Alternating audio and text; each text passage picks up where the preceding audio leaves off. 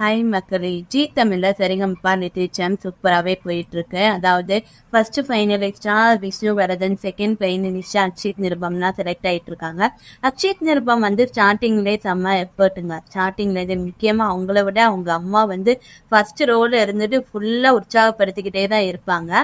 ஒரு வாரம் என்ன ஆச்சுன்னா, அக்ஷித் நிருபம் எனக்கு தொண்டையில ரொம்ப ப்ராப்ளம் ஆயிடுச்சு, கிராக் ஆயிடுச்சு, அதனால இந்த வாட்டினா என்னால பாட முடியாது அப்படின்னு சொல்லுவாங்க. பட் ஸ்டேஜில் இருக்கவங்களும் சரி, ஜட்ஜஸும் சரி, எல்லாருமே கண்டிப்பா அதெல்லாம் பாடாம இருக்கக்கூடாது, பாடிதான் ஆகணும்னு ஸ்டேஜ் ஏற்றி விடுவாங்க.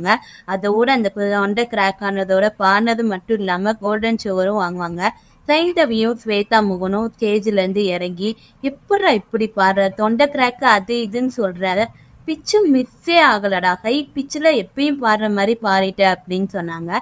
அது மட்டும் இல்லாம ஸ்வேதா மோகன் நீ கொஞ்ச நெஞ்சம் ஏற்றி இறக்கி உன் தொண்டை ப்ராப்ளம்னால ஆனாலும் உன் பாட்டு மனசுக்கு சேர்ந்துச்சு, மனசுக்கு சேர்ற மாதிரி நீ பாடினன்னு பாராட்டினாங்க. அதோட சேர்ந்து எஸ்பி சரண் சார் ஒரு விசில் அடிச்சாருங்க. அதாவது எப்படி சங்கதியே மிஸ் பண்ணாம இப்படி பாடுறேன்னு சொல்லி, அதாவது அந்த பையன் எவ்வளவு உடம்பு முடியாம இருந்தாலும் அதோட பாடி இன்ன வரைக்கும் ஃபைனல் வரைக்கும் வந்திருக்காங்க.